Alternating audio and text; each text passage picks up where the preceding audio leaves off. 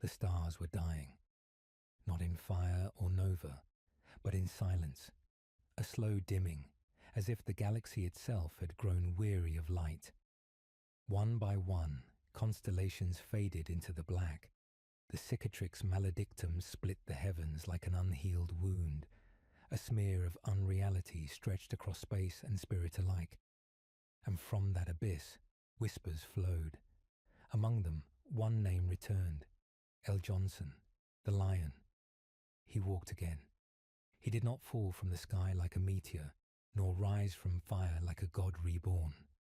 He emerged from the past, unchanged in body but carved hollow by time. 10,000 years had passed like a blade drawn across glass, quiet, precise, and absolute. His armor bore no heraldry. His face bore no warmth. The son of the emperor had returned not as a savior, but as a question, and the galaxy had no answer. On the bridge of the invincible reason, the lion stood at the viewport in silence. The stars reflected against his armor, fractured and distant. He was alone, surrounded by warriors who did not know whether to kneel or flee. Some did both. He had not spoken since his return. Not truly. Words were lesser tools to one who remembered empires built in the crucible of loyalty and lost to the quiet rot of betrayal. Beneath his silence was grief. Not for the Imperium. That dream was long dead, a corpse reanimated by duty and dogma. No, the grief was deeper, more personal. Caliban, his home, his failure. He had seen it die twice. Once in fire, when its crust shattered under orbital bombardment, and once in shame, when the truth of the First Legion cracked like stone beneath the weight of treachery. The lion had not wept then. He did not weep now. But within him, something burned low and constant. Not anger, remorse. Behind him, Corswain approached. The former first captain, grey of hair, his face lined with time and guilt. Of all those who remained, only he dared break the silence. "You should not have returned," Corswain said. The lion did not turn. "And yet here I am." Corswain stopped a pace behind him. "The galaxy is not what it was. Gilliman rules from terror. The Imperium is split in two. The warp bleeds. And the Dark Angels." He hesitated. "They are not ready for you." The lion's voice was low, tired. "They were never ready for the truth." Corswain exhaled through clenched teeth. "And what truth is that? That we broke long before Caliban did, and we never healed." Silence followed. Not peace, just the absence of words. Corswain stepped forward, placing something on the console beside the viewport. A blade, old, beautiful, etched with the Calibanite script of the Order. It shimmered with memories too heavy to name. "Your sword," Corswain said, "recovered from the ruins." The lion looked at it, but did not reach. "Steel was once enough to carry justice," he murmured. "But now it carries only ghosts." Far below, in the endless void between stars, the rock stirred. What remained of Caliban's core drifted through the dark like a cathedral on the edge of time, half battleship, half tomb. It was more than a fortress. It was a reliquary of secrets, and at its center lay the deepest silence in the Imperium. The fallen. Men who once bore the lion-headed sigil of the First Legion. Knights of Caliban. Brothers turned traitor, not to chaos, but to a truth too terrible to accept. Some claimed they had been deceived, others that they had been abandoned, and somewhere, in the depths of the prison chapels, one name was scratched into every wall like a curse whispered by the stones. Luther, the brother, the betrayer, or perhaps the betrayed. The inner circle had long kept the secret of the fallen. Through blade and oath, confession and execution, they had protected the chapter's honor with blood. To speak of Luther was heresy. To question the lion's legacy was death.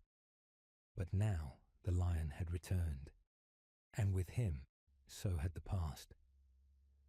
On the rock, Supreme Grandmaster Azrael stood in his sanctum, gazing into the hololiths of incoming data. Reports of the lion's presence had spread like fire across the upper echelons of the unforgiven. Some greeted the news with awe, others with fear. Azrael's face remained impassive, but within the storm was building. Ezekiel, chief librarian, stepped beside him. The psyker's eyes were dark with meaning. "He has seen too much," Ezekiel said. "And yet not enough," Azrael replied.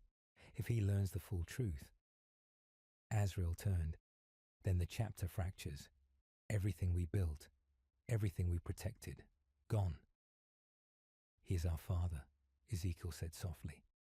"No," Azrael whispered. "He is our reckoning." Beneath them, the archive stirred. Caged knowledge, buried sins. The interrogator chaplains would soon begin their own rites. Confessions would be dragged from trembling lips.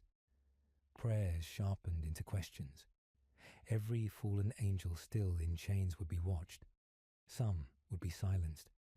And in the deepest cell, far below memory and metal, Luther smiled. He felt the change. He felt the lion. Not as an enemy, not as a savior, but as the end of all things. Above in the stars, the lion finally reached for his sword, and the galaxy exhaled. The lion dreamed again. It was always the forest, always Caliban. But this time, the trees were not burning. They bled. Their bark split open like wounds. Black sap oozed like oil, and the canopy above moaned in pain. The sun was a red eye, glaring through the branches, as if accusing him of something he had long buried. He walked alone, again, but not without echo. Footsteps followed, mismatched and hollow. When he turned, there was no one there, only shadows in armor, some bearing his heraldry, others twisted mockeries of it. Each wore a face he had once called brother, and all were fallen. He awoke without gasping. The dreams no longer terrified him. They judged him. The chamber aboard the Invincible Reason was lit by the cold, looming glow of ancient Calibanite lanterns, artifacts kept lit not by function, but by tradition. Time had not touched their flame, nor had it touched him. He rose in silence. The ache in his limbs wasn't physical. It was older, deeper. Not pain, but memory. Corswain was already waiting beyond the threshold. The man had aged, but the guilt in his eyes had never dulled. "You dream often," he said, without question. The lion nodded. "I do not seek them. But you do not turn away from them either." "I can't." Corswain led him through the corridors of the ship, each wall adorned with banners from long-forgotten crusades, each turn echoing with the tread of ghosts. The silence between them was not born of unease. It was habit. The First Legion had always spoken more with blades than words. They reached the vault of echoes, a place forbidden to all but the highest of the inner circle. A library not of knowledge, but of doubt. Here the records of the fallen were kept, not on parchment or data core, but in stone and silence. Testimonies carved by hand, oaths broken and sealed in wax and blood. The lion placed his hand upon the sigil of the order. The ancient script responded, unlocking with a shudder, as if the chamber itself remembered him. Inside the past waited. He walked among the stones, reading names etched deep and crooked. Not all were familiar. Some brought no emotion. Others burned like coals beneath the skin. Zahariel, Nemiel, Astalan. Each name a thread in a tapestry of betrayal he had only glimpsed in dreams. Corswain stood at the threshold, unwilling to follow. "I told you before," he said. "The truth will break what's left of us." The lion did not look back. "Then we were never whole." knelt before one slab, older than the rest. The name was simple. Luther. The carving was imperfect, done in haste, perhaps by someone who did not want the name remembered, but could not bear to erase it. The lion reached out, and for a moment, the cold stone felt warm. I should have listened to him. Corswain's eyes narrowed. He betrayed you. No, the lion murmured. He warned me. I was too proud to hear it. Corswain stepped forward, shadows crawling across his face. You still believe he was right? I believe he was not entirely wrong. Corswain's jaw clenched. If the inner circle hears you speak like that, they will do what they always do, the lion interrupted. Whisper, doubt, hide. They will speak of loyalty while burying truths in shallow graves. And what of Azrael? The lion stood. He has built a fortress from ashes, and he thinks it will stand when the wind returns. Corswain exhaled. He fears you, as he should.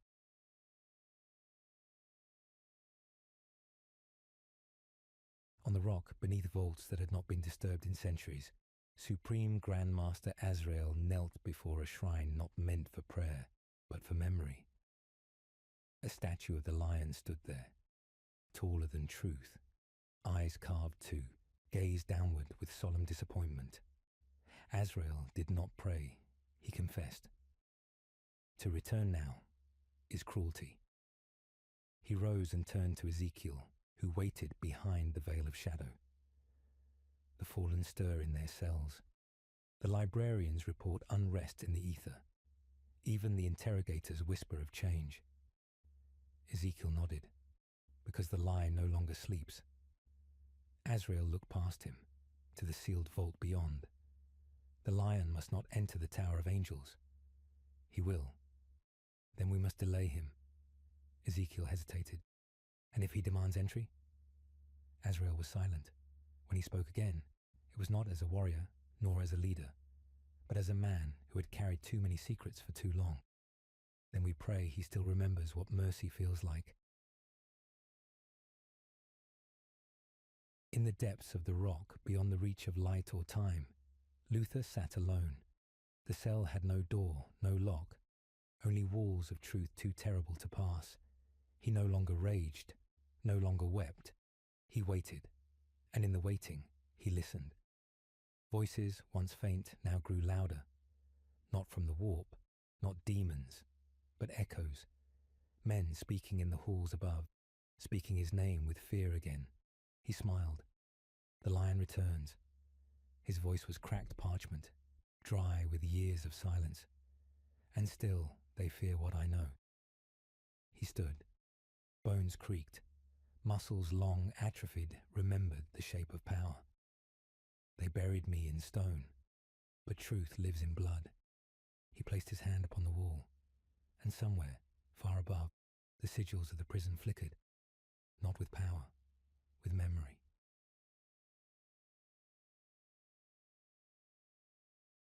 The lion stared at the void again. The stars were not dead tonight. They watched. He could feel it now, the weight of something moving, far beyond any ship or soldier. Not fate, not destiny, reckoning. His hand closed around the hilt of his blade. The ancient metal felt heavier than ever before. I will not be remembered as a myth. He turned to Corswain. Call the unforgiven. Corswain frowned. All of them. All of them. And what will you say? The lion's eyes were cold fire. I will speak the truth and see who survives it.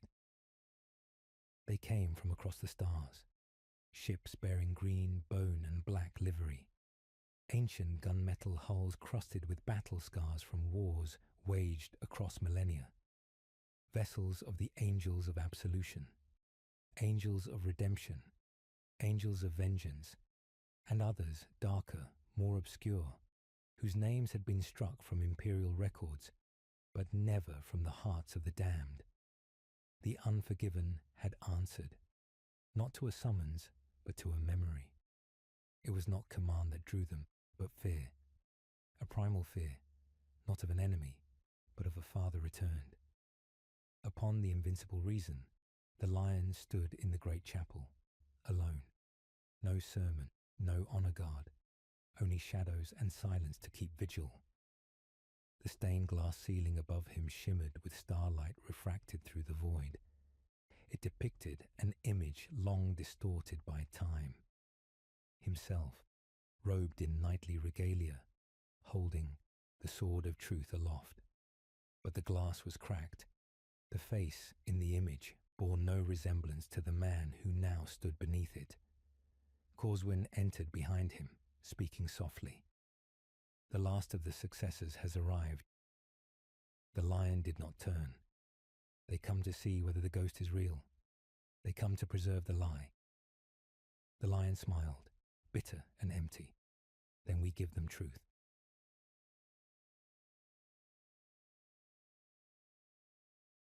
The gathering was held in the Hall of Ashes, a place none had entered since the fall of Caliban. The chamber was vast, lit only by memory and the glow of dying braziers. Each flame flickered atop a pillar carved with the name of the first legion's dead. Not all were honoured. Some were cursed. One by one, the leaders of the unforgiven entered, each cloaked in solemnity, each bearing the burden of command and silence. Azrael arrived last. His armour gleamed, but the Polish could not hide the cracks. Beneath the helm, his eyes were tired, not with age, but with secrets. The lion stood at the head of the chamber. No throne, no platform, just a single step, high enough to be seen, low enough not to seem divine. He spoke with no thunder, no proclamation, only truth. You have served in my absence. No one responded. You have endured the long war, held the Imperium's borders, hunted the fallen. Still, silence. But in doing so, the lion said, you have built a lie. Azrael's eyes narrowed. We have protected the chapter. At what cost? The truth would have shattered us. And what stands now is not broken. A murmur passed through the assembly, subtle, uncertain. Some lowered their eyes. Others met the lion's gaze with quiet defiance. Master Korahel of the Angels of Vengeance stepped forward. His voice was sharp steel. What do you want, my lord? The lion's voice deepened. I want absolution, not for me, for them. He pointed toward the sealed doors at the far end of the hall. Doors none had dared open since the days of Luther. Behind them were records, testimonies, names, the full accounting of the fallen. Azrael's breath caught. You would unseal the vault of sorrows. I would unseal the past. There are oaths, Azrael said, sacred. There are wounds, the lion answered, festering. A pause, a stillness like the moments before thunder. Corswain stepped forward, placing a data slate on the table between them. On it, a list, names, coordinates, sightings, the fallen. All of them? Asked Korahel. Everyone we've confirmed, Corswain replied. Some may still be loyal, others not. The lion looked to the gathered chapter masters. I will not hide what you have done in my name, nor what you failed to do. Master Belial of the Dark Angels spoke next, his voice quiet but unyielding. Then what becomes of the hunt? The lion's gaze darkened. It becomes a reckoning.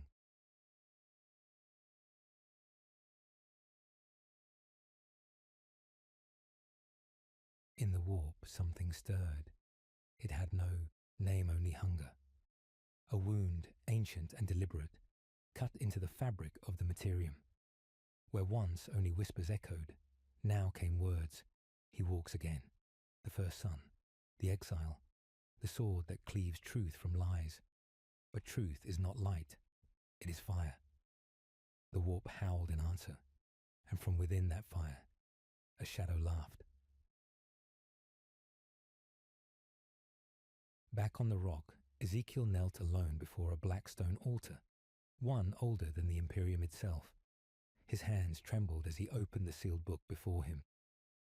A grimoire, written in ciphered low calibanite, its words barely legible to even the librarius. Book of Reconciliation. A lie, of course. There was no reconciliation in its pages, only confessions, accounts taken from those fallen who had survived interrogation, not because they were innocent, but because their truths were inconvenient. He turned to the bookmarked page, a passage marked by Luther himself, scrawled in maddened clarity. He will return, and when he does, he will not know what he was. He will seek justice in a world that has long forgotten what it means. And when the blade falls, it will not strike the guilty alone. Ezekiel closed the book. The lion's return was not redemption. It was judgment. Later, in the Hall of Echoes, the unforgiven argued. Some cried for faith, others for silence. Some demanded loyalty to the lion, and some began to whisper of another way. Corswin stood at the edge of the gathering, watching. He saw the fractures. The oaths once carved in blood were now bleeding anew. The lion had not returned to unite them. He had returned to test them, and not all would survive the test. Far from the rock, on a shattered world abandoned since the heresy, a figure in rusted green armor stood in a ruined chapel. He bore the marks of a fallen. His face was hidden, but his voice carried across the stone like a hymn. The lion walks again. He looked to the others gathered behind him, fewer than once, but more than before. We are no longer forgotten. He raised a sword once used in the defense of Caliban. The blade was chipped, but the resolve was not. If he seeks to judge us, then we shall answer. Not with apologies, with truth and fire. The veil of secrecy that had protected the Dark Angels for 10,000 years had begun to thin. The lion's return had not ignited triumph. It had summoned silence. A silence that stretched across Vox channels, across star systems. In the fortresses of successor chapters, watchful commanders weighed tradition against truth. In the hearts of battle brothers who had fought for centuries, questions began to grow roots. It started with hesitation. Orders not followed as swiftly. Codes not answered. Rituals once recited with fervor, now murmured with uncertainty. And in Azrael's heart, fear took shape. He stood in the observation sanctum of the rock, watching the void. No enemy vessels, no warp storms, no external threat. Only the lion's fleet hovering nearby. A silent blade, waiting. Ezekiel entered, his psychic presence a quiet thunder in the air. "You've read the report?" he asked. Azrael didn't answer. His eyes remained on the stars. "He's already sent emissaries to the Angels of Absolution," Ezekiel continued. "They have ceased their interrogations of the fallen on Gethsemane. That ritual was sealed by Calibanite law." Azrael's voice was dry. "He is the law." "He was," Ezekiel corrected. "We are what's left of it." Azrael turned then, the shadows beneath his eyes deeper than ever. "Do you believe he seeks the truth?" "I believe he is the truth, and that is the problem." Azrael moved to the center of the chamber, where a data slate awaited, an encrypted transmission. It pulsed softly, like a heartbeat. He placed his palm upon the seal, and the hollow flared to life. The face that appeared was hooded, masked, but Azrael knew him. Chapter Master Luthoran, Angels of Redemption. "You are reaching out," Lutheran said, voice clipped and suspicious. "I reach out to preserve what remains," Azrael replied. "You mean to contain him?" Azrael's expression did not change. "He threatens everything we've built. He threatens the lie." Azrael said nothing. Lutheran leaned closer into the Vox. And if we side with him, Azrael spoke with cold finality, then you will burn with him. The transmission cut. Ezekiel exhaled slowly. You risk war. Azrael turned away again. We are already at war. We always have been. We just forgot the enemy's face.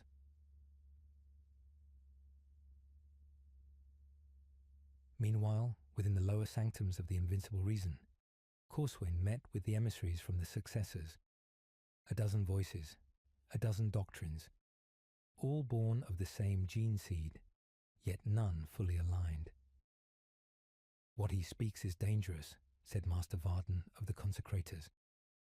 Unsealing the vaults will destroy the legacy we've forged. That legacy was built on ash, replied Corswain. Do you think the Imperium won't find out? The Primarch walks among us. He breathes truth into every shadow. We made vows, hissed another, oaths sworn in the name of secrecy.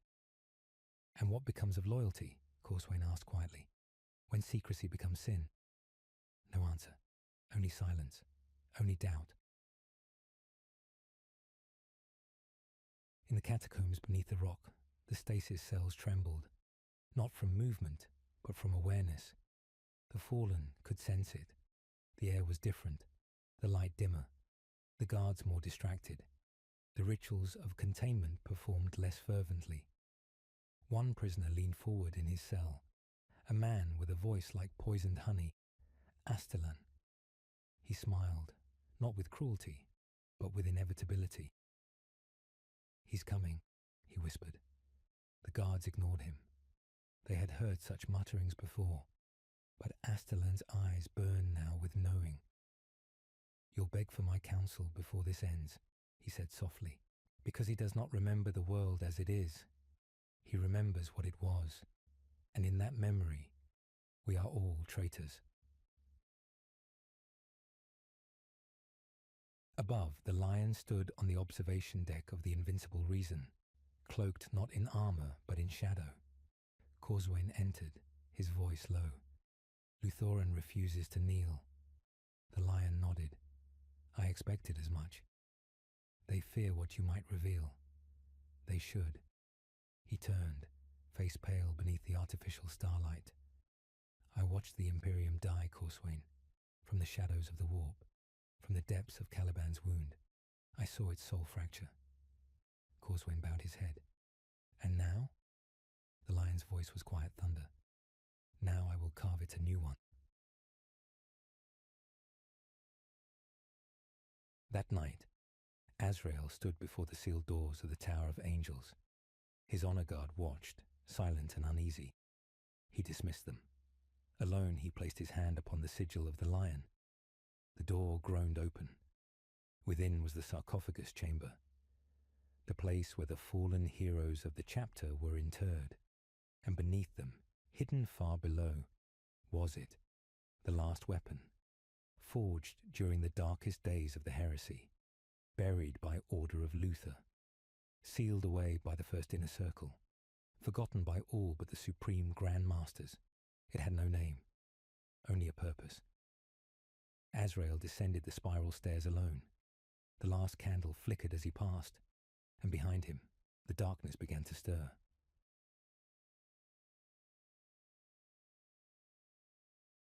Elsewhere, in a forgotten system cloaked in warp storms, the fallen gathered in ruined temples. Some still bore broken Aquilus. Some recited half-remembered litanies. All bore scars of war, of betrayal, of time. One stood among them in crimson-black robes, his face half machine, half bone. Cypher. He did not speak. He did not need to. They looked to him as a prophet. He looked to the stars as a warning. The lion had returned, and if he remembered the truth, the galaxy would drown in it. The first shots of this war were not fired on a battlefield. They were fired in a chapel. Brother Sergeant Lannis of the Angels of Absolution knelt before the sigil of the lion, lips moving in silent prayer. His bolt rifle rested at his side. The room was still, sacred, until the bolt round took him through the back of the skull. No alarm sounded. No sensors triggered. The assassin moved like dust in the dark, leaving only silence behind. By morning, Lannis was not even listed as missing. He was marked as redeployed.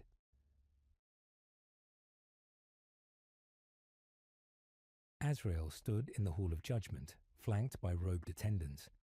The walls around him were inscribed with 1,000 names of the honored dead, many true, many not. Before him knelt interrogator Chaplain Marius, his armor scratched from recent battle. But this was no debriefing. This was confession. "I saw Corswain meeting with the consecrators," Marius said, voice low, eyes cast down. They spoke of absolution, of unsealing. Azrael did not move. "They speak of truth as if it were salvation." Azrael's voice was quiet, but cold. "Truth is a fire. They wish to walk into it, thinking they will not burn. They would follow the lion. Then they have forgotten what he is." Marius hesitated. "And what are we, my lord?" Azrael looked past him, not at the chaplain, but at the past. "We are what remains after the fire has passed." Far across the galaxy, on the forge world of Verath Primus, the Angels of Vengeance descended in silence. Their mission was classified as retrieval. In truth, it was containment. Within the depths of the forges, Mechanicum Adepts had recovered fragments of an ancient data core, Calibanite in origin. The scripts etched onto its casing bore the mark of the First Legion, predating the heresy. And worse still, it carried a sigil forbidden to speak aloud. Luther's seal. The Adeptus Mechanicus had sought to study it. They would not be allowed to do so. By the time the Inquisition's astropaths received word of Verath Primus's silence, the forge was ash. On the Invincible Reason, Corswain stood before the Primarch. His armor was battered, dusted with the black soot of warp travel. He spoke carefully, choosing each word like a blade. "There have been incidents." The Lion turned to him. "Incidents? Disappearances, assassinations, records wiped clean. Operatives within the Angels of Vengeance and Angels of Redemption have been silenced." The Lion was silent for a moment. Then, "They are afraid." Corswain nodded. "And so they kill." The Lion stepped forward, his gauntlet tightening around the pommel of his sword. "I did not return to be obeyed." "I know, my lord. I returned to be heard." Corswain bowed. "Then you must speak louder."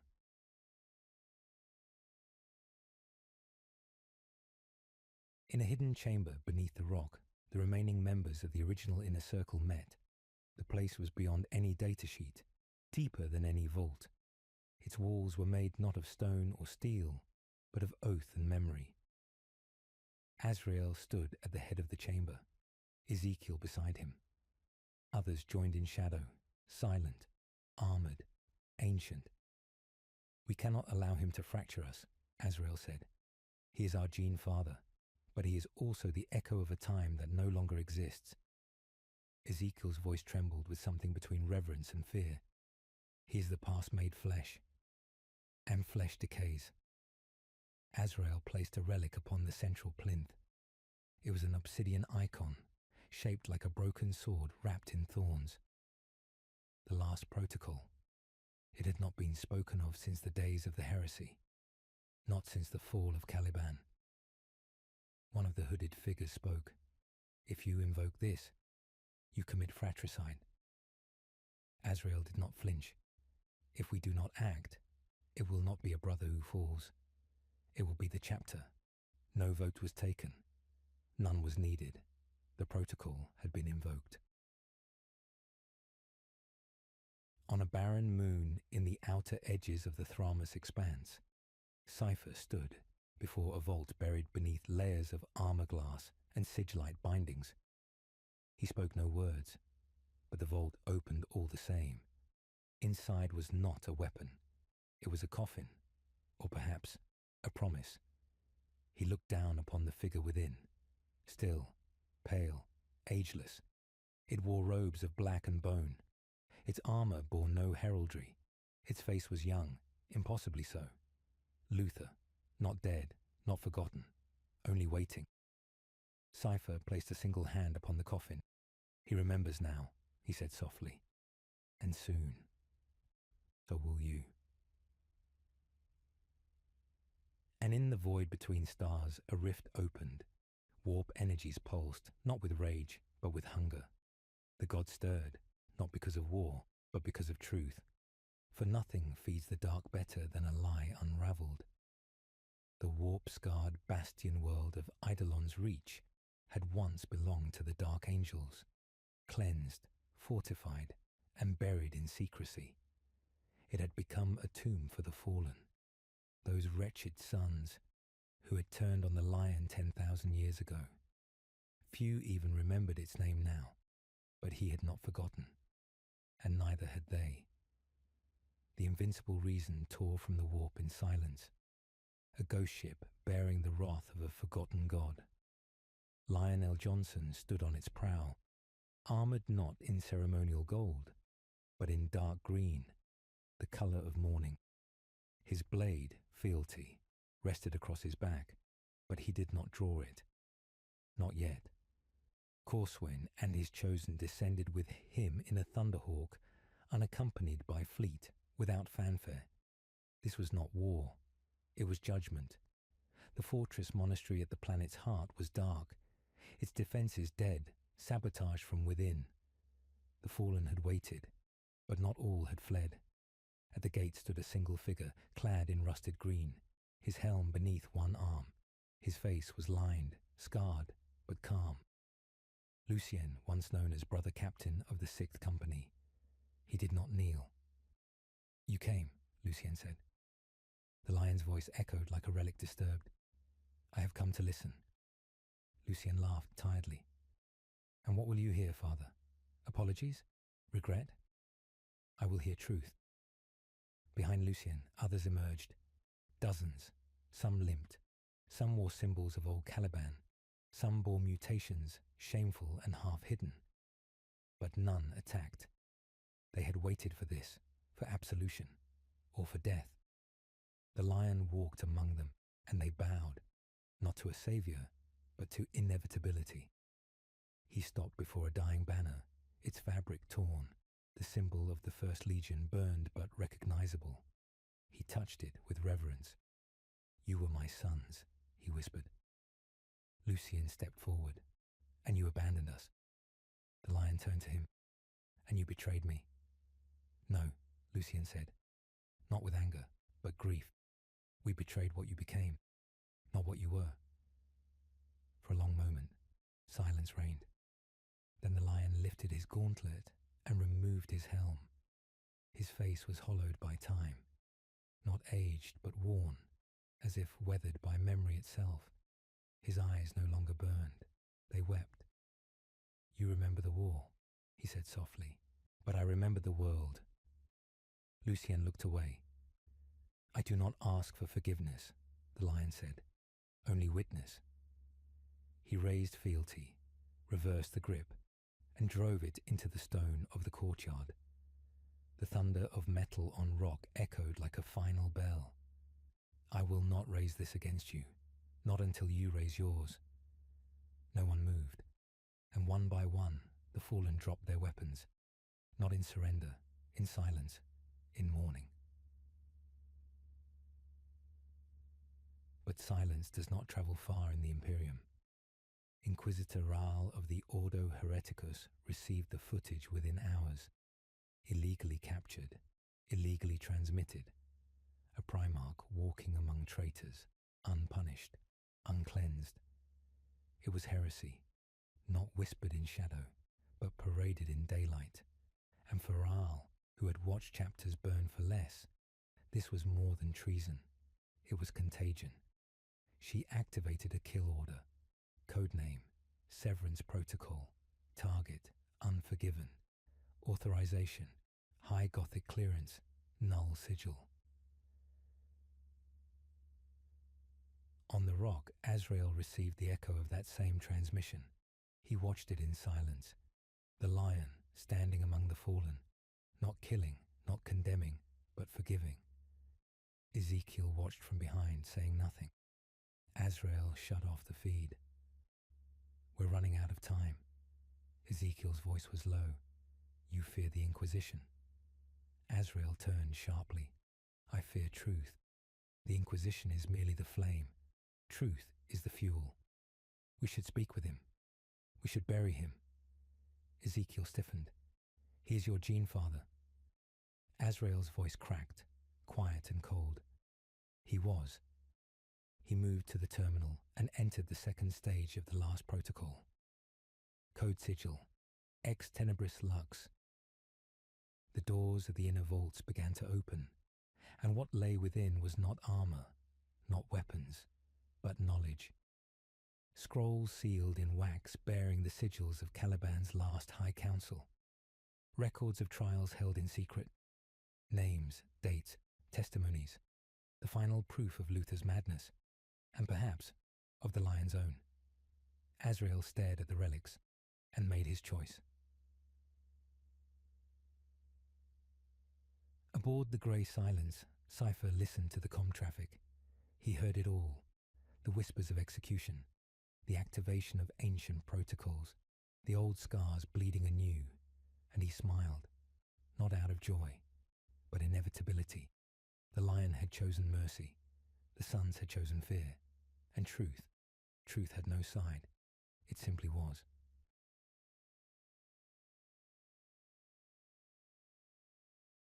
Far below the veil of reality, in the immaterium, something stirred. Not a demon, not a god, something older, something watching. For when a lie that has lasted 10 millennia begins to unravel, even the gods grow silent, and they listen, to see what men will do with what they once feared to speak. It began, as many wars do, with a lie spoken as truth. The Inquisition's edict was simple in language, devastating in implication. Primarch L. Johnson is compromised. The unforgiven chapters are under internal doctrinal corruption, potentially chaos-influenced. All forces are authorized for containment, interrogation, or extermination. They did not say why. They did not say how. They simply said enough. And across the stars, battle brothers who had once stood as statues beside one another were given one choice: obedience or extinction. In orbit over Archon 4, the Blessed Aegis, flagship of the Consecrators, received the edict via a ciphered astropathic scream. By the time its commander, Master Varric, had deciphered the final clause, the first torpedo had already launched, from a ship bearing the livery of their cousins, the Angels of Vengeance. The Consecrators responded not with warning, only with silence and fire. Within 4 hours, both fleets were ash. No survivors, no transmissions, no absolution.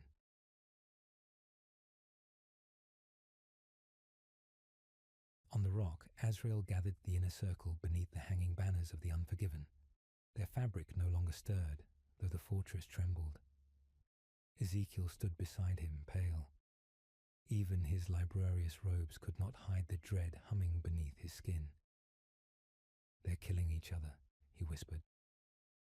Azrael's hands tightened around the pommel of the lion's sword, still sheathed at his back. They always would, the moment we removed the mask. He turned to the others, his voice now steel. "The Inquisition does not need proof. They need reason, and the lion has given them one." A hooded figure spoke from the shadows. "And if he speaks with them?" Azrael's voice was ice. "Then the Imperium learns everything." Ezekiel finally spoke the words none wished to voice. "Then we must kill him." The chamber fell still. Even the rock's ancient engines groaned beneath the weight of such a thought. Azrael did not deny it. Corswain knelt before the lion in a forgotten cathedral beneath the ruins of Caliban's second moon, a place without name, without record. The lion had chosen it for its silence. They knelt beside shattered pillars, their stained glass ancestors long buried in ash. I told them not to follow, the lion said. I told them to wait. Corswain lifted his gaze, and they waited for truth. But truth was not enough. They wanted justice. No, Corswain whispered. They wanted a reason to belong. The lion closed his eyes. I never gave them one. Corswain rose, placing a hand on the lion's shoulder. Not as a subordinate, but as a son. You gave them yourself, but they no longer remember who that was.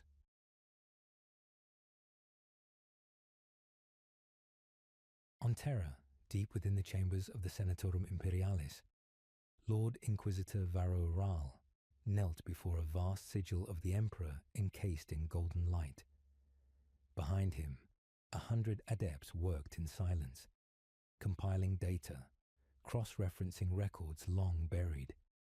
From fragments of the heresy to the whispers of the Watchers in the dark, they pieced together a puzzle forged in secrets. Varro spoke without turning. They believed themselves righteous, but I have seen what happens when lies go unpunished. A servitor approached with the latest communion from the astropathic choir. It bore a single name, Cipher, and beneath it, a location.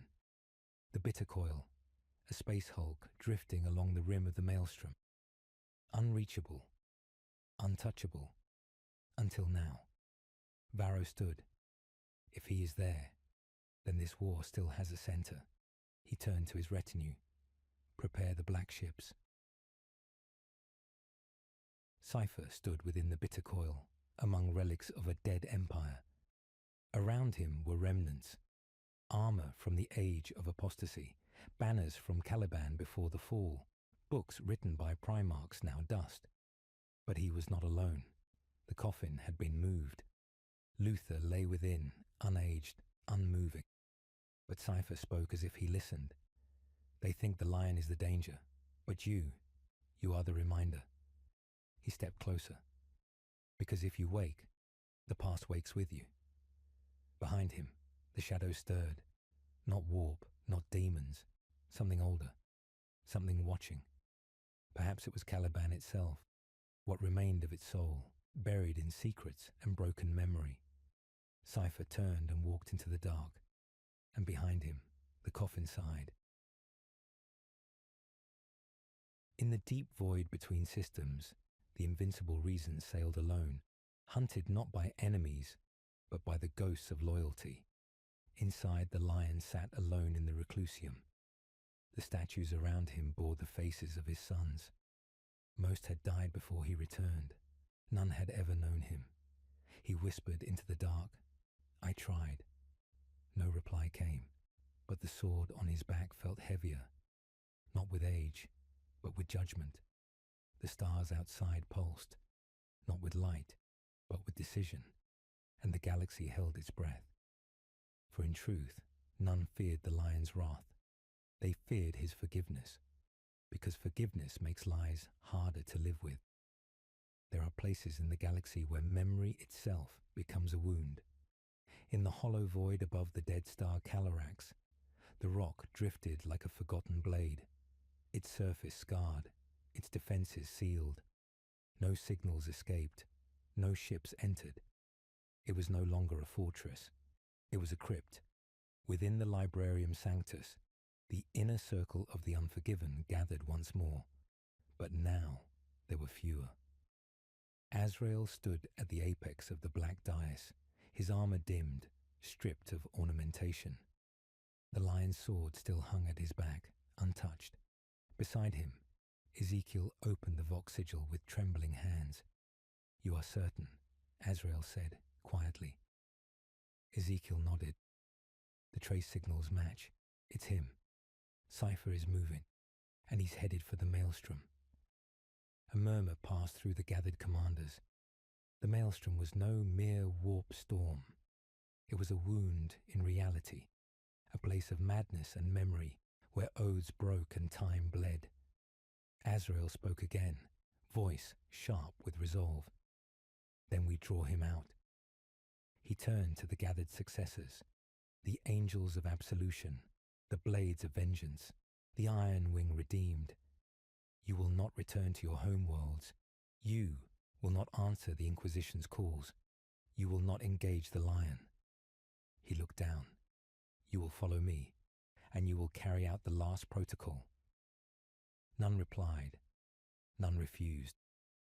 The order had been passed in silence long ago, from Supreme Grand Master to successor, across centuries.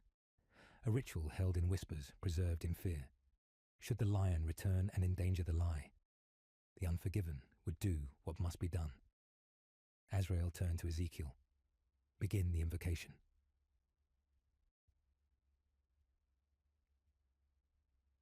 Far beyond their reach, in the underbelly of the bitter coil, Cypher moved with quiet certainty. The shadows did not part for him. They followed. He had long since stopped fearing what hunted him. In truth, it feared him. He reached the vault of the first silence. The coffin lay still, but not sealed. Cypher knelt beside it and placed upon its lid a single ancient token, the broken blade of a Calibanite knight. Not a weapon, a symbol.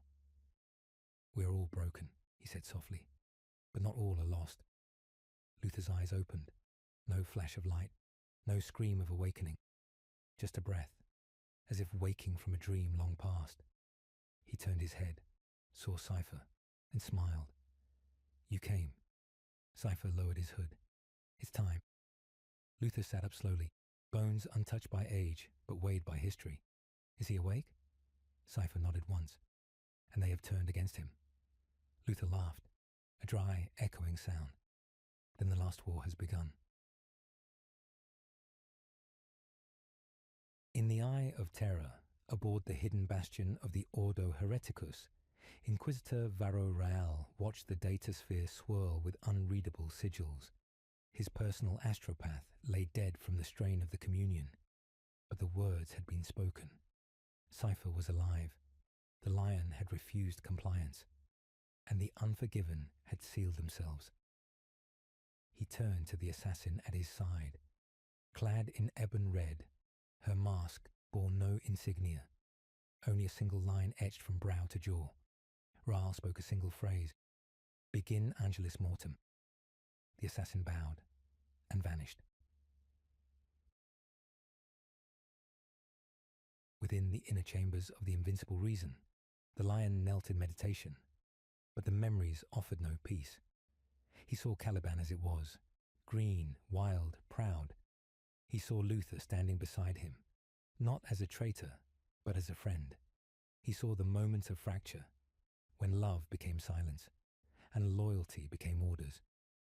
But this time, in the dream, he did not strike. He listened, and the world crumbled anyway. He awoke with a whisper on his lips. Forgiveness is not peace. Corswin entered, hesitantly. We have intercepted fragments from the rock, he said. Encrypted, unconfirmed. But the successors are moving. The lion stood. Toward me? No, Corswain said. Toward Cypher. The lion looked out the viewport, into the starless dark. They seek to destroy what they cannot face. He turned slowly. Then we must find him first. Corswin stepped forward, uncertain. And what will you do when you find him? The lion's voice was soft, but beneath it, thunder stirred. I will ask him to speak. Corswain hesitated. And if the others reach him first? The lion closed his eyes. Then truth dies in fire.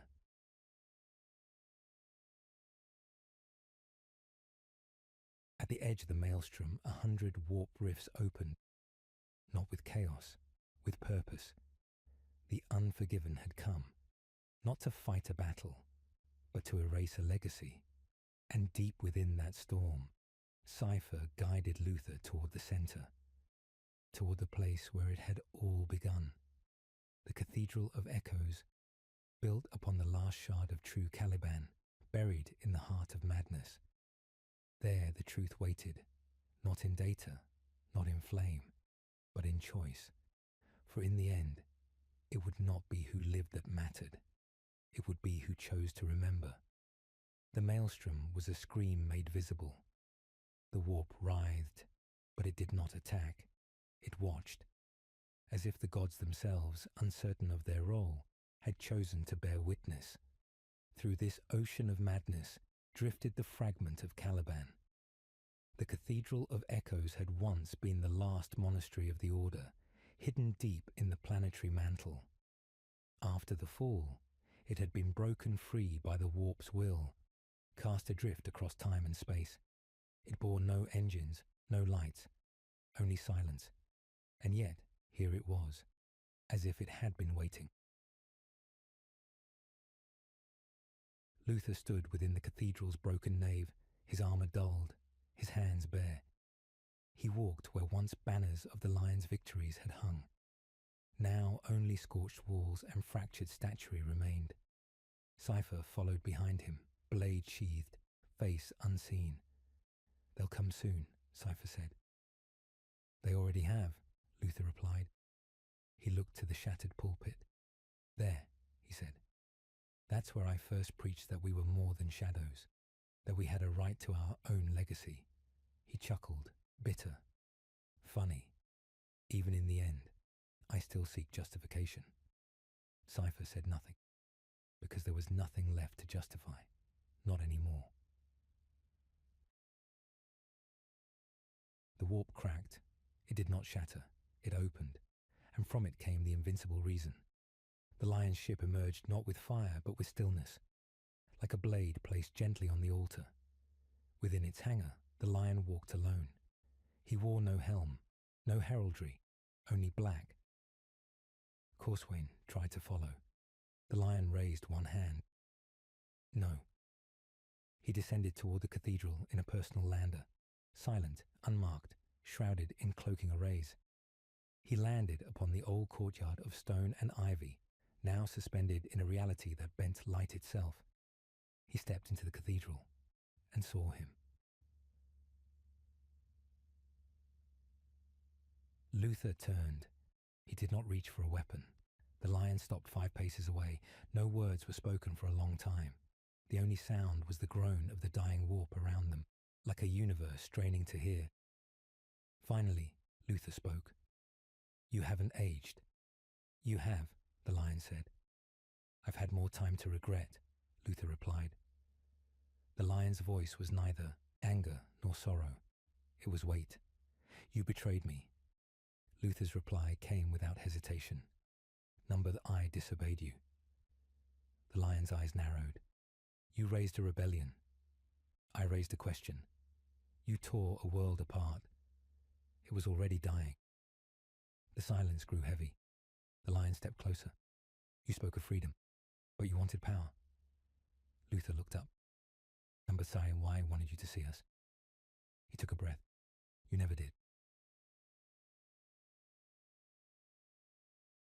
The tension should have ignited, blades drawn, fury unleashed. But something broke instead. Not anger, not grief, but understanding. The Lion looked at Luther and saw no enemy. He saw himself. Had their paths diverged by a single thought? "I thought I could save you," the Lion said softly. "I thought I could save Caliban," Luther answered. Neither had, neither could, and now only ashes remained. Far above, Azrael's fleet encircled the maelstrom's edge. The last protocol had begun. They had come not for battle, but judgment. From the command deck of the Sword of Truth, Ezekiel watched the readings. The cathedral had lit up like a beacon. No warp signature, no chaos taint. Just 2 presences. Old, wounded, powerful. "Do we strike?" asked the captain. Ezekiel hesitated, then shook his head. "Not yet. If they kill each other, our task is complete. If they speak..." He left the sentence unfinished. because he didn't know what would follow. Back in the cathedral, the lion sat upon a fallen column. Luther remained standing, arms crossed. "You could have killed me," the lion said. Luther shrugged. "So could you." Silence again. Then the lion looked up. "I remember now. The last thing you said, before I struck you." Luther closed his eyes. "I said, I forgive you." The lion's voice broke. "I never asked for it." Luther stepped forward. "You didn't need to." And there it was, the truth beneath all the ruin, the secrecy, the silence. Not betrayal, not madness, but grief. Unanswered, unspoken, for 10,000 years. Then Cypher stepped between them, not as a mediator, but as a harbinger. "They're coming." From the void beyond the cathedral, lights flickered. Dropships from the unforgiven, kill teams, orbital bombardments prepared. The Inquisition's agents already en route. No one would let this moment pass unpunished. Cypher turned to both men. "If you want this to mean something, then you must leave now." Luther looked to the lion. "You know what they'll do if they find me." The lion nodded. "Yes." And then finally, he offered his hand. "I will not let them." Luther stared, then took it.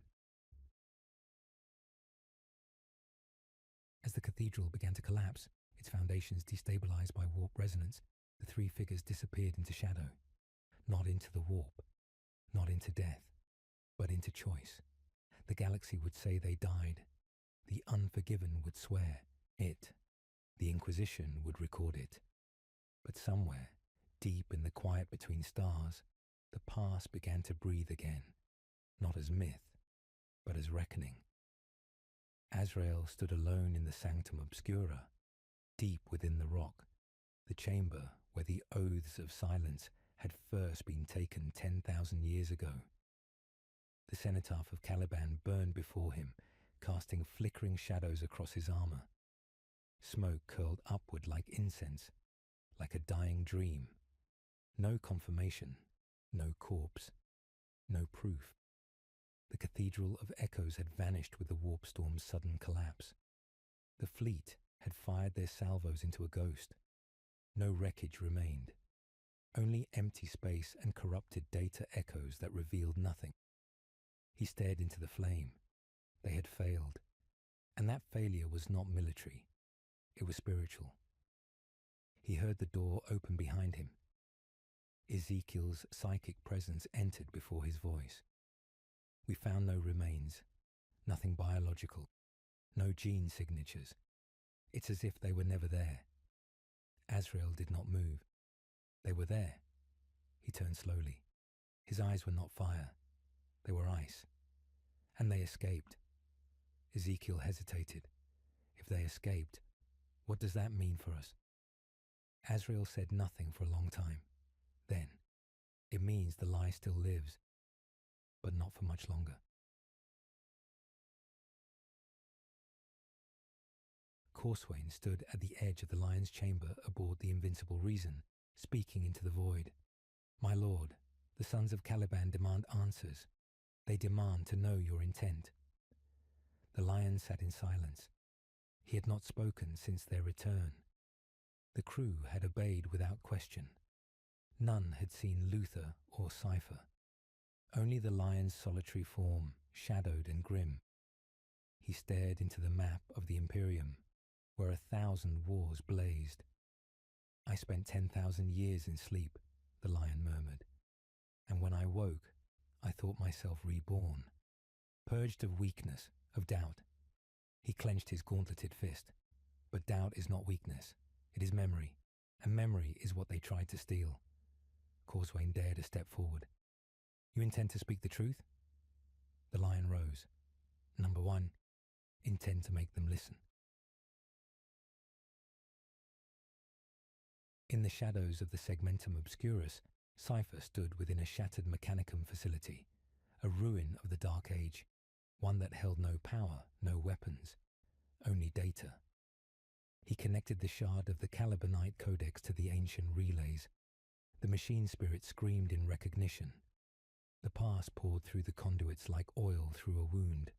Footage, voice, record, truth. Not propaganda, not imperial doctrine. Testimony. The lion speaking to Luther long before the fall. The questioning of the Imperium's righteousness.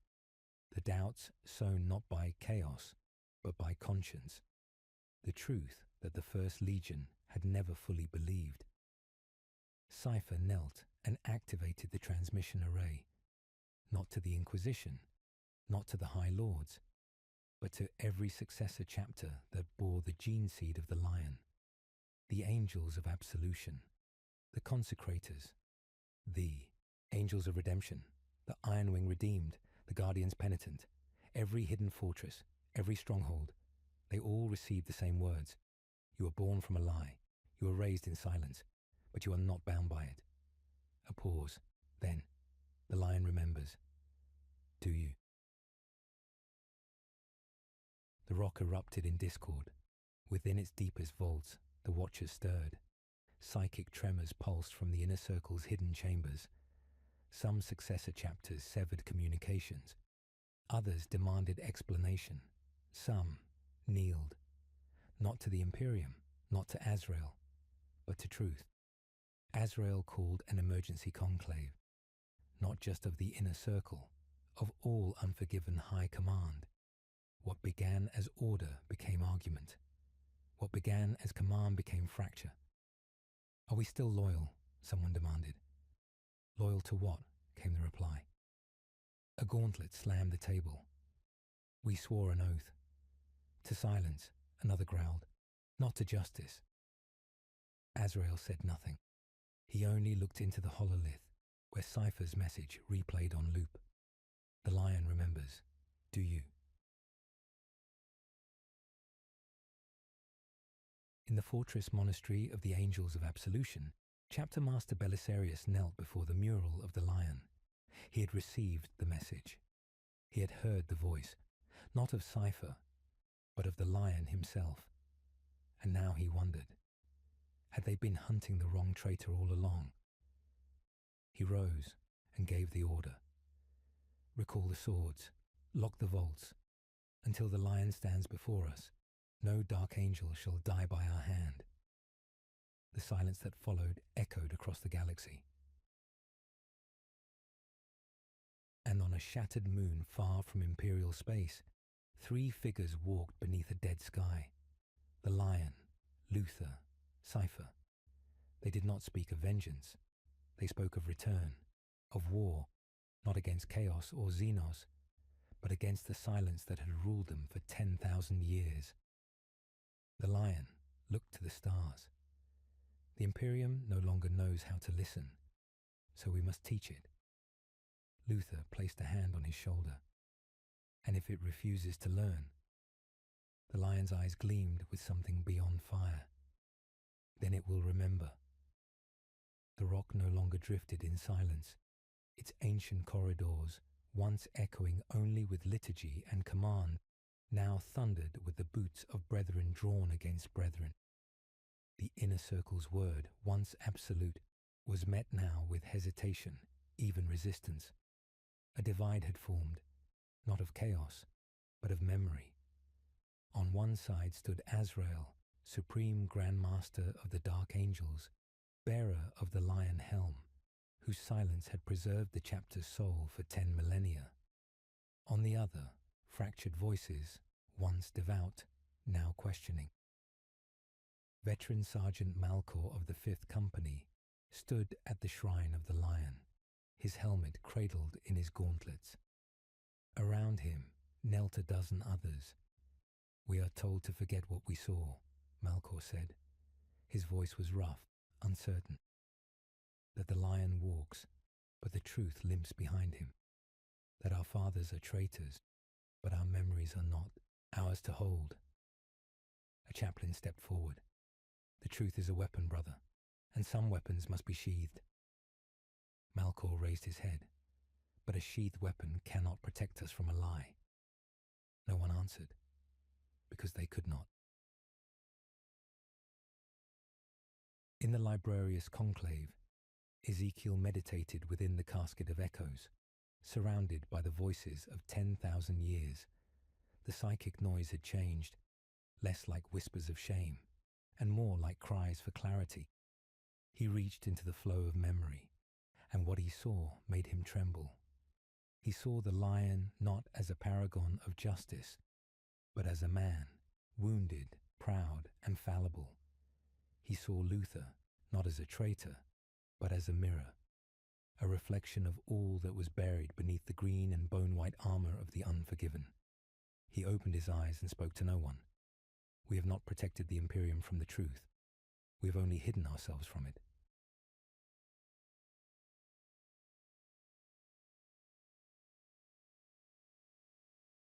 The Inquisition did not wait. From Segmentum Solar, Inquisitor Valek of the Ordo Hereticus activated Protocol Vindicator.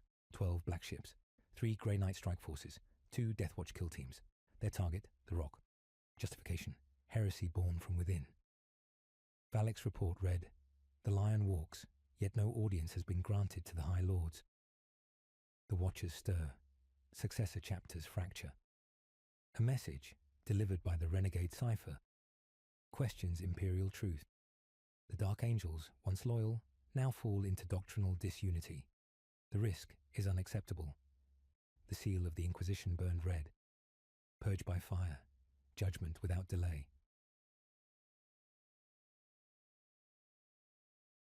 On the moon of Orith's fall, the Lion stood watching the stars again. Luther sat on the steps of a shattered altar. His voice was tired. "They will come for you." The Lion nodded. "I know." "And you will kill them?" The Lion's face was unreadable. "Number not yet." Cypher approached from the shadows, his face still hidden, but his voice sharp. "Not all of them come to kill. Some come to choose." The Lion turned to him. "And you, Cypher, have you chosen?" Cypher's answer was simple. "I already did, 10,000 years ago." He handed the Lion a data shard. "The Inquisition is en route, but so is something else." The Lion took it. What he saw made his expression flicker, for the first time, with something that resembled fear, or perhaps anticipation. "The Iron Wing. They remember," Cypher said. Within the vaults of silence aboard the Rock, a secret council convened, not of captains or chaplains, but of librarians, of those who could hear the warp and remember what the mind was trained to forget. They spoke not with voices, but with thoughts. He walks, and he does not walk alone. Then the question remains, is he still ours? He was never ours. He was Caliban's. One among them, Librarian Temiel, bearer of the Oculus crown, spoke last. "Then we must choose.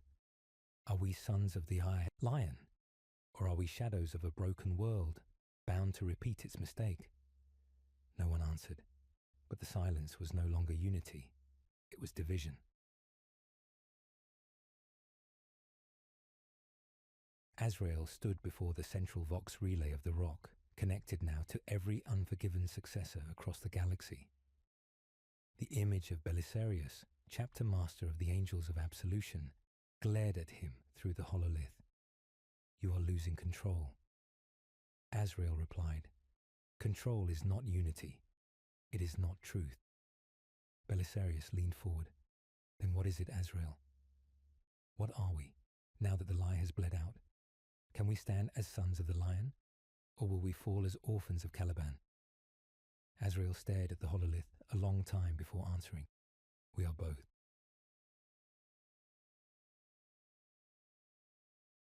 Above them all, the Inquisition's fleet arrived, but not with fire, not yet.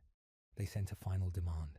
Submit the Lion, submit Luther, submit Cypher, submit the truth. The Lion's reply came not through encoded channel, but as a declaration, broadcast, clear. "I will not be judged by those who were not there." And then the signal ended. No location, no command, only defiance. And for the first time in millennia, the Imperium realized the First Legion had ceased to be unforgiven. They were something else now, and they were awakening. The stars above Zaramund burned green, not from chaos, but from memory. Zaramund, a dead world that once housed a chapter keep of the Angels of Redemption, long lost to silence and dust. Now it flared with life, and not just life, presence. Hundreds of Dark Angel's successor vessels moved in silence, slowly, uncertainly, converging without signal, without order. They came not by command. They came because they heard. The lion was calling, and they remembered his voice. From orbit, the surface looked fractured. Black basalt plains cracked like old parchment. But deep beneath that surface, beneath a million years of ash and war, something stirred. A crypt, a vault. The original command seal of Caliban, sealed in myth since before the heresy. A psychic lock only the true sons of the lion could open. And now it began to awaken. The lion stood before it, silent. Beside him stood Luther, ragged and hollow-eyed, as if the centuries had finally caught up to him. Cypher lingered in the shadows, as always. But the Watchers, those ancient, silent guardians, surrounded the chamber. They were chanting, not in words, not in sound, but in presence, a hum that moved beneath reality. Luther whispered, "Do you remember this place?" The lion nodded. "I never forgot it." Luther laughed bitterly. "Of course you didn't. That's the curse, isn't it?"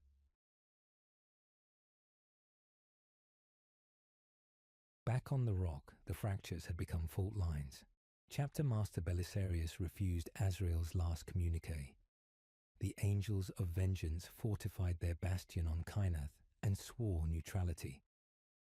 The consecrators went dark, neither loyalist nor traitor, but waiting. And among the lower ranks, choice became its own contagion. Battle brothers who once fought side by side now kept their bolters loaded around one another. Honor duels began to break out. Chaplains found their sermons fell on uncertain hearts. Even the interrogator chaplains began to ask each other the question none dared say aloud. What if Luther was right? Azrael stood in the grand cloister of the inner circle, flanked by Ezekiel and Master Samael. The great statues of the lion and Luther towered above them, one shrouded in purity, the other in flame and ruin. Samael whispered, "We are falling, my lord." Azrael turned to Ezekiel. "You read the stars. Tell me, is there a path through this?" Ezekiel's eyes, black with psychic strain, lifted to the heavens beyond the cloister glass. "There is a path," he said softly, "but we do not survive it."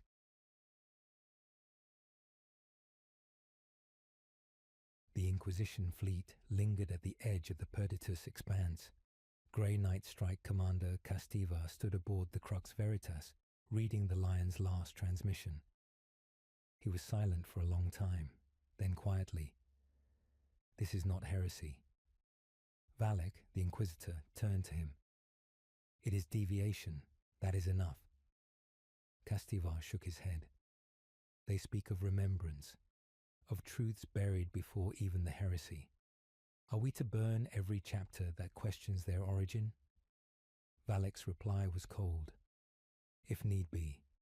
Fire is the only truth the Imperium can afford now." Castiva looked once more at the transmission. The lion, standing amidst ruins, his voice thunderous, not in rage, but in sorrow.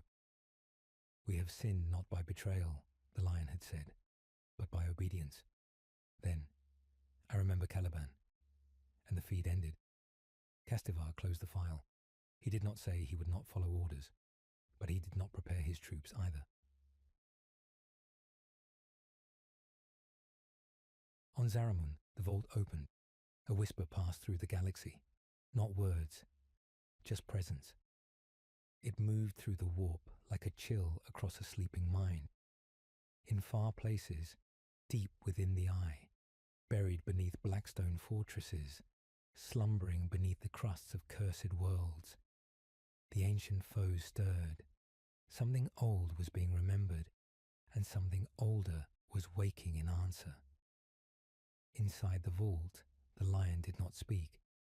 He merely reached forward and touched the relic embedded in the heart of the seal, the old sigil of absolution. It dissolved into light, and from the stone beneath, a voice echoed, not of the Emperor nor of the warp, but of Caliban. One must fall so that the other may rise. Cypher turned sharply. The lion's hand closed into a fist. Luther looked down. So, it begins again. The watchers stopped chanting. The silence was not peace. It was a signal. Back in the segmentum solar, the Astronomicon pulsed once, like a flickering candle.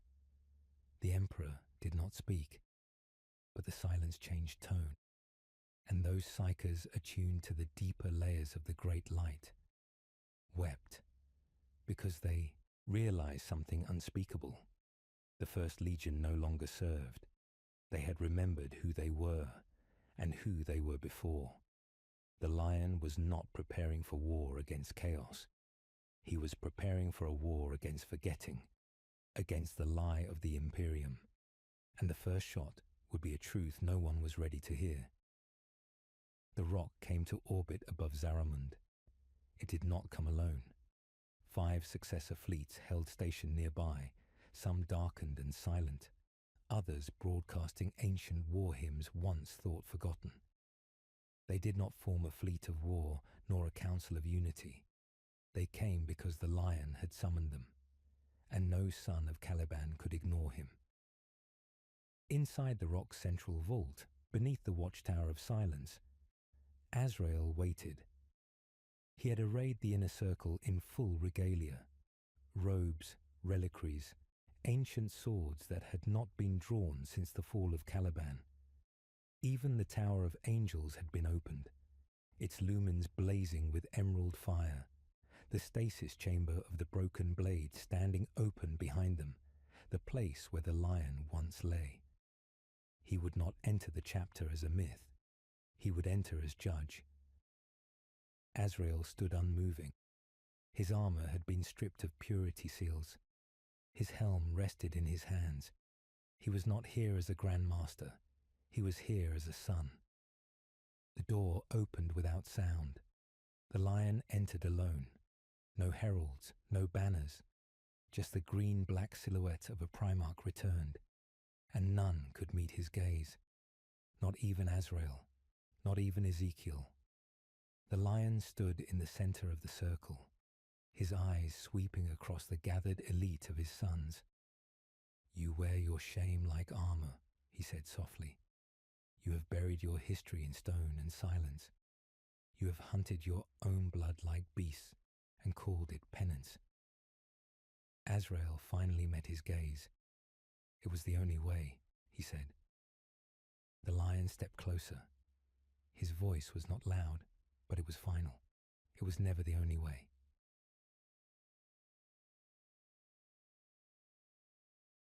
Outside, across the battalions assembled aboard the successor fleets, Vox signals flared with encoded messages. The Angels of Absolution had assumed defensive posture. The Angels of Redemption had activated full tactical readiness. The disciples of Caliban requested parley. And still, no shot had been fired, because all of them were waiting, not for battle, but for a choice. Inside the rock, the inner circle argued for the last time. Samael spoke first. "We did what we had to. The fall was a wound. Luther betrayed us." Luther's voice came from the doorway. "I loved him," he said. He was escorted by Cypher, silent and unreadable, and flanked by 2 watchers, one bearing the Book of Remembrance, the other holding the Stone of Caliban.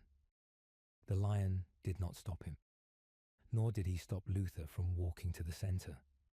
"We thought," Luther continued, that by denying what we were, we would earn back what we had lost. He turned to Azrael. But you didn't heal the wound, brother. You kept cutting it deeper. Azrael's voice trembled, not from fear, but from something far more human. Doubt. And what would you have had us do? Luther looked at the watchers, then at the lion, and finally, at the empty throne behind them all. Remember. The rock shook, not from weapon impact, but from resonance. The memory vaults, locked since the scouring of Caliban, unsealed. Every soul aboard the fortress monastery felt it, the psychic imprint of a world that no longer existed. Caliban, in its glory and its madness, the forests, the beasts, the warriors, the order, and the division, the betrayal, not of the emperor, but of one brother by another. The memory became vision, a projection forced into every mind, played out in sound and colour and agony, the duel, the words. Why do you hide the truth, my lord? Because they would not understand.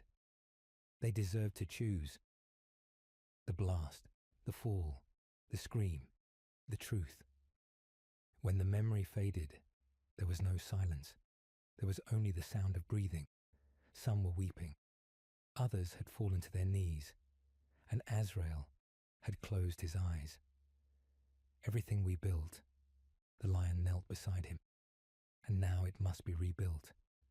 Azrael whispered, by whose hand? The lion did not answer with words. He stood, turned, and addressed all of them. Your oaths were not to secrecy, he said. They were to honor. And honor is not silence. Honor is not shame.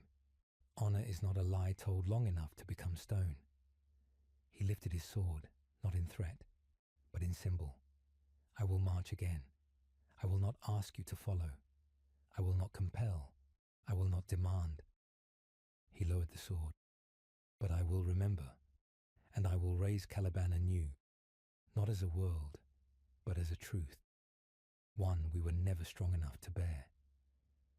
Then he stepped toward the watchers, and they opened a rift, a silent corridor through time and space, pulsing with green flame and whispering roots, the forest of Caliban in its primal form. The lion turned back once, no command, just a final invitation.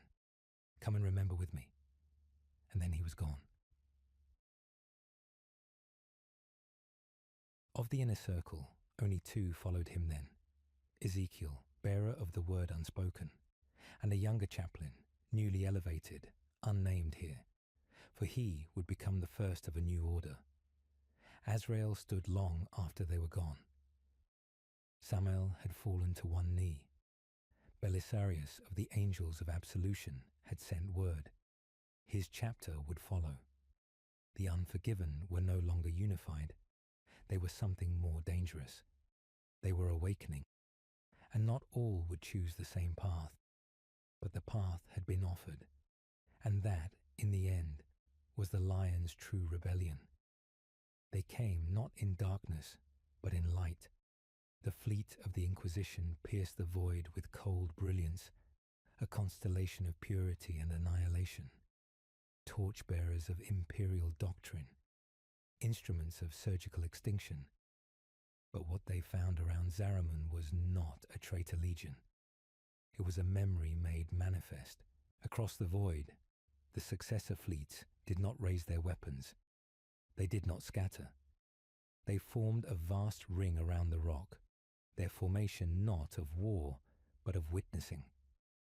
In the silence between the stars, the Imperium had come to judge its most secret sons, and the lion was waiting. Strike Commander Castivar of the Grey Knights walked beside Inquisitor Valak through the hangar of the Lex Judicant. They passed rows of power-armoured warriors, some bearing weapons, others clasping rosaries.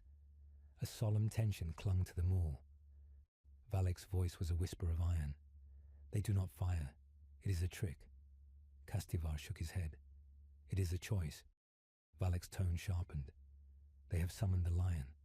That alone is deviation. The Codex. The Codex was not written for Primarch's Inquisitor, Castivar interrupted quietly. It was written because they were gone. Valak turned to him, eyes like razors. If you will not execute your order, I will. I already have authorization for Exterminatus. Castivar met his gaze for a long, cold moment, and said nothing. But he did not follow Valak as the Inquisitor stepped into the teleportarium. Below, on Zaramund, the lion knelt before a vast obelisk of broken stone, fragments of Caliban's heart, taken from the wound left by the planet's sundering and buried beneath this forgotten world.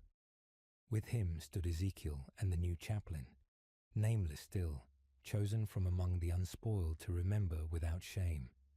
Before them a congregation of sons, Azrael among them now, his eyes hollow but present. They did not kneel. They stood, not in defiance, but in recognition. They were remembering together, and that was the first liturgy of the new Calibanite rite, the rite of truth. It was then that the teleportarium flared. Inquisitor Valak arrived in full authority, accompanied by servo skulls bearing the sigils of 6 ordos. His weapon was not drawn, but his purpose was unmistakable. You stand upon sacred ground, he said. The lion stood slowly. No, he replied. I stand upon broken ground, and I will restore it. Valak's voice thundered. You raise a cult around memory. You poison the hearts of loyal warriors with doubt. You question the sanctity of the Emperor's truth.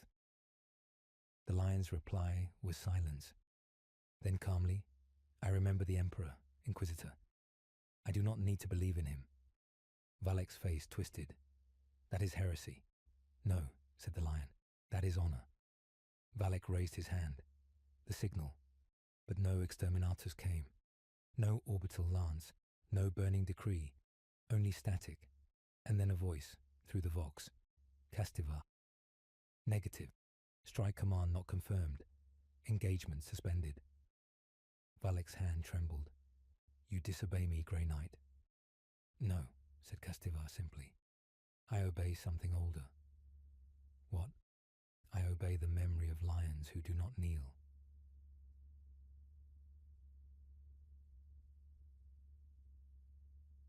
Back on the rock, across every successor vessel, something spread.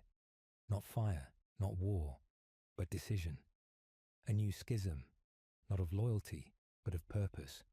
Some would remain in silence, in the shame-born traditions of secrecy and penance. Others would walk the path of the lion, not in rebellion, but in remembrance. A third group, the smallest, sent a single message to terror. We choose truth. Let the galaxy judge us.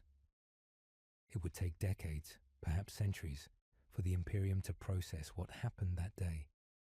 But the moment had already passed.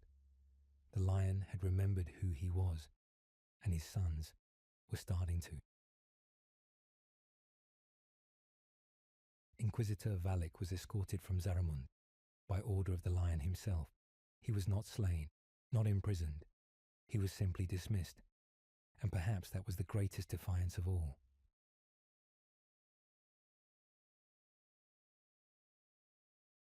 The vault was sealed again, not as a prison, but as a temple, and in its heart the memory stone of Caliban pulsed softly.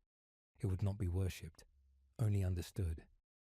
The lion stood alone at its edge, his face still as the void beyond. Cypher approached. You've doomed them.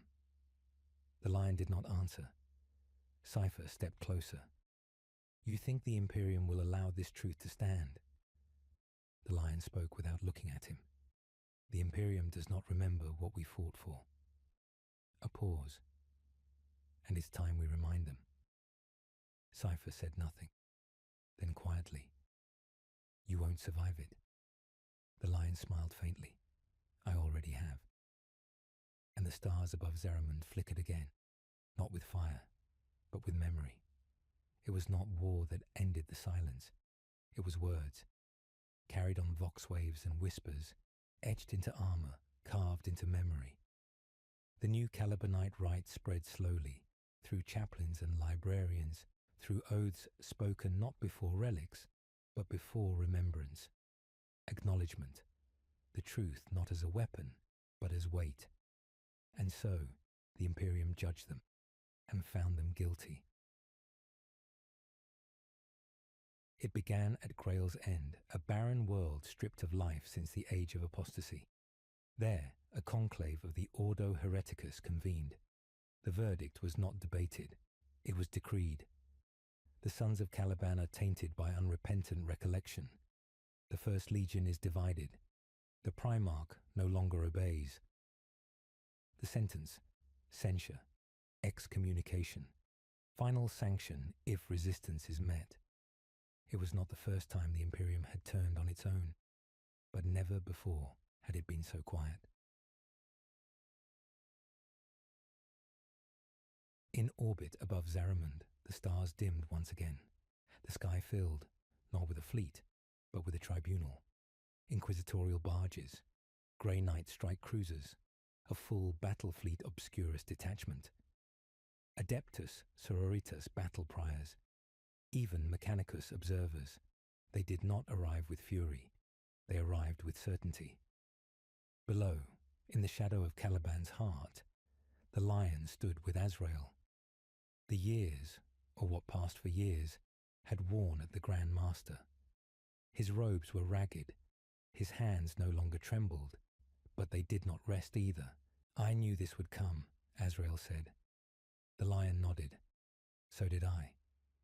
Behind them stood the assembled, not a chapter, not even an army, just those who had chosen. Chaplain Maladiel, bearer of the true book. Ezekiel, now no longer chief librarian, but something older, a witness. And Cypher, standing apart, his eyes unreadable. The lion stepped forward. They will offer you mercy, Azrael. Exile, silence, perhaps a slow death. Azrael met his gaze. Will you ask me to refuse it? No. The lion placed a hand on his shoulder. I ask you to accept it, if it saves them. The tribunal's transmission was simple. Lionel Johnson, you stand charged with deviation, insubordination, unauthorized truth dissemination, and fracturing the unity of the Adeptus Astartes. How do you answer? The reply did not come over Vox. The lion emerged from the vault of remembrance, wearing no armor, only robes, green and gold. His sword was not at his side. He walked alone to the edge of the plains where the Inquisition's envoys awaited him, backed by dreadnoughts, saints and silence. I answer, the lion said, as I always have. He knelt, not in submission, but in mourning. We forgot. We forgot what we were, what we swore to be. We hid our wounds instead of healing them. We buried truth and built thrones atop the grave. He looked up. And you would call that loyalty. Inquisitor Varian, young but cruel, stepped forward. You offer confession. The lion's gaze hardened. No, I offer remembrance. The tribunal conferred. The sororitas watched. The grey knights remained still. Finally, the order was given. Purge begins at dawn.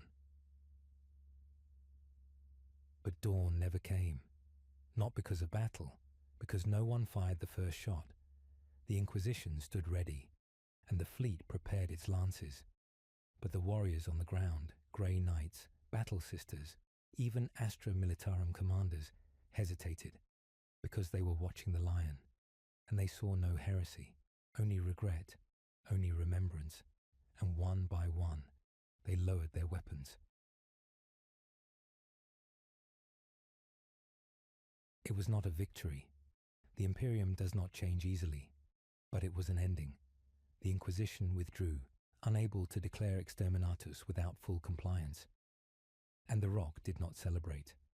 There were no banners, no anthems, no grand declarations, only silence, and in that silence, a new beginning. Azrael stepped down days later, not disgraced, but finished. He walked the forests of Zaramund alone, never returning to the rock. Samael took command of those who chose to remain within the Codex. The unforgiven would endure, but no longer as one. The Dark Angels fractured, but this time, not in hatred, in honesty.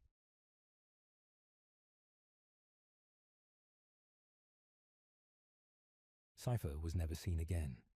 Some say he vanished into the warp with the Book of Remembrance. Others claim he walked through the Watcher's Gate and never turned back. The Lion never searched for him.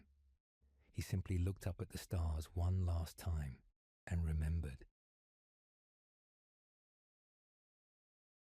He did not live forever. Even a Primarch can fade.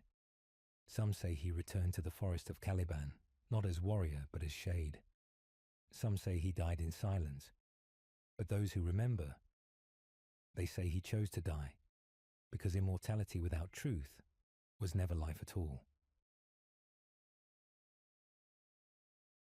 So ended the secret, not with revelation, but with a man kneeling before memory, asking no forgiveness, only understanding. And in that act, the First Legion was made whole again. Not perfect, not pure, but true. And sometimes, in the quiet of the void, if you listen carefully, you can hear a voice. We are the sons of Caliban. We are the first, and we remember.